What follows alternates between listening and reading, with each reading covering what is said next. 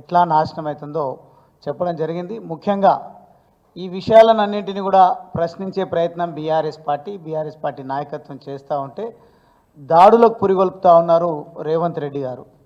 ముఖ్యంగా అది సందర్భం ఏదైనా సరే, సంబరాల సందర్భమైనా సరే, లేదు విపత్తు సందర్భమైనా సరే, ఏ సందర్భంలో బీఆర్ఎస్ పార్టీ నాయకులు కార్యకర్తలు ప్రశ్నించడానికి లేదంటే ప్రజల మధ్యలో ఉండి సంబరాలు జరుపుకోవడానికి పూనుకుంటే దాడులకు పురుగొల్పుతూ ఉన్నారే తప్ప ఈ వస్తున్న విమర్శలపైన దృష్టి కేంద్రీకరించి దాన్ని పరిష్కరించాలనే సోయి లేకపోవడం అనేది శోచనీయం, బాధాకరం. ఈ సందర్భంగా నిన్నటికి నిన్న గౌరవ మాజీ మంత్రివర్యులు హరీష్ రావు గారిపైన దాడి, బీఆర్ఎస్ పార్టీ నాయకులపైన దాడులు, హెచ్చరికలు, అంతెందుకు నా నియోజకవర్గంలో కూడా నిన్న మార్లపాడు తండా అని ఈ వరదలలో ముంపుకు గురైంది. నా చెంచు సోదరులు కూడా వరదలలో ఇరుక్కుపోయి ఉన్నారు.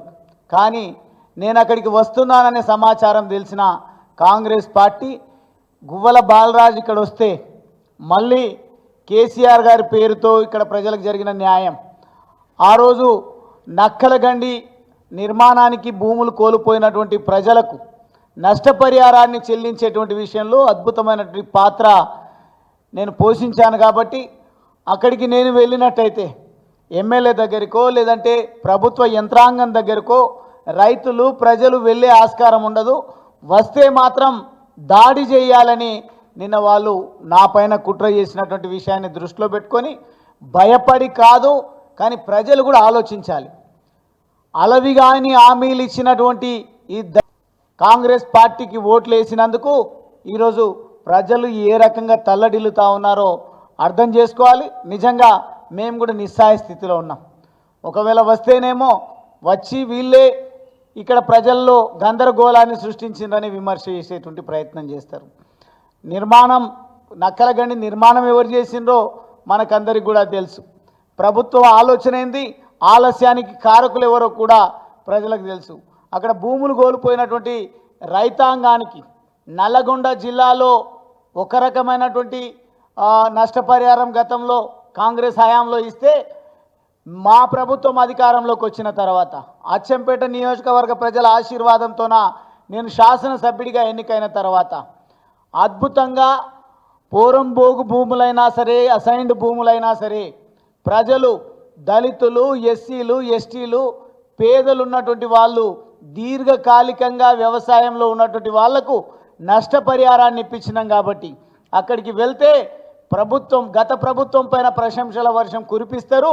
దాన్ని చూసి జీర్ణించుకోలేం. కాబట్టి దాడులే ఏకైక మార్గంగా ఎంచుకొని ఈ కాంగ్రెస్ ప్రభుత్వం దాడులకు పురిగొల్పుతూ ఉంది. కాబట్టి మేము నిజంగా బాధలో ఉన్నాం, ఇబ్బందుల్లో ఉన్నాం.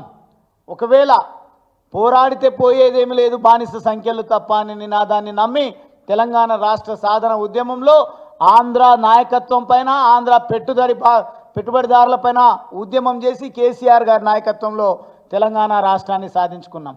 కానీ దుర్మార్గమైన పరిస్థితి, ఇక్కడి నాయకులే ఇక్కడనే పుట్టినాం, ఇక్కడనే చేస్తామంటున్నటువంటి వాళ్ళు ఈ రోజు వరకు తెలంగాణలో జరుగుతున్నటువంటి దుర్మార్గాలపైన ప్రశ్నిస్తున్నటువంటి బీఆర్ఎస్ పార్టీని మాత్రం లక్ష్యంగా చేసుకొని మేము జైళ్ళకు పంపిస్తాం, లేదంటే చట్టబద్ధంగా బెయిల్స్ వస్తే కోర్టులను కూడా లెక్క చేయకుండా విమర్శలు చేస్తాం, మాటలు మాట్లాడతాం.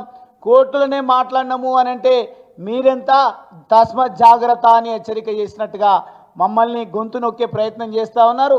కానీ సమయం వచ్చింది, ఇప్పటికే ప్రజల లోపల రివర్షన్ మొదలైంది. ఎక్కడికక్కడ ప్రజలు జరుగుతున్నటువంటి దుర్మార్గం, మా రైతు బంధు బాగుండే, మా ముఖ్యమంత్రి కేసీఆర్ గారే బాగుండే, కానీ ఈ ప్రభుత్వం వచ్చిన తర్వాత ఈరోజు మా పరిస్థితి దారుణంగా తయారైంది అని ప్రజలే నాయకత్వం వహించండి, మేము వెంబడి ఉంటాం, ఉద్యమాలను ఉధృతం చేయండి అని చెప్పే పరిస్థితికి ఈరోజు వాతావరణం ఏర్పడిందంటే 9 నెలల కాలంలో డైవర్షన్ పాలిటిక్స్ ఏ రకంగా నడుస్తూ ఉన్నాయి మనం అందరం కూడా గమనిస్తూ ఉన్నాం.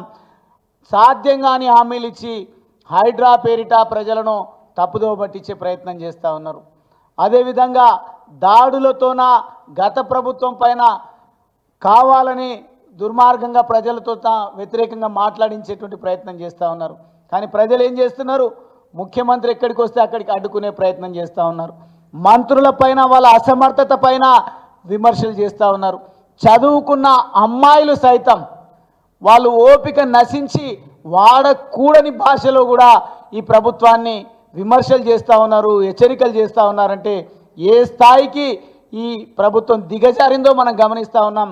ఖచ్చితంగా ఈ సందర్భంగా నేను గుర్తు చేస్తూ ఉన్నా, ఎస్సీ ఎస్టీ బీసీ మైనారిటీలే కాదు, పేద వర్గాల పట్ల గతంలో బీఆర్ఎస్ ప్రభుత్వం కేసీఆర్ గారు ఏవైతే ఆలోచనలు చేసి అద్భుతమైనటువంటి రీతిలో పాలన కొనసాగించినరో అప్పుడున్నటువంటి గుర్తులు ఏవి కూడా ప్రజలకు ఉండకూడదు అని నిర్వీర్యం చేసేటువంటి ప్రయత్నం చేస్తూ ఉన్నారు.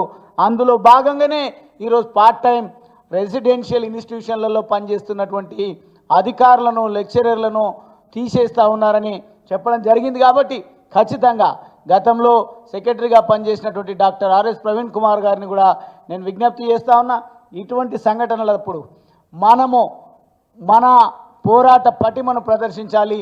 రేపు ఉపాధ్యాయ దినోత్సవం ఉంది. మనము ఈరోజు ఏదైతే ఈ ప్రభుత్వం చేత తొలగించబడ్డటువంటి ఉపాధ్యాయుల పక్షాన నిరసన కార్యక్రమాన్ని తీసుకుంటే బాగుంటుందని నేను భావిస్తూ ఉన్నా. రాష్ట్ర వ్యాప్తంగా ఉన్నటువంటి నష్టపోయినటువంటి విద్యార్థుల తల్లిదండ్రులు ఏదో 2000 కుటుంబాలే కాదు ఇప్పుడు నష్టపోయింది, 10 లక్షల విద్యార్థుల భవిష్యత్తు అంధాకారంగా మారేటువంటి ప్రమాదం ఉంది. కాబట్టి రేపు ఒకవేళ కనుక మళ్ళీ మేము ప్రకటించే ప్రయత్నం చేస్తాం. రాష్ట్ర వ్యాప్తంగా ఈ విషయం పట్ల ప్రతి ఒక్కరూ గొంతు విప్పాల్సిందే.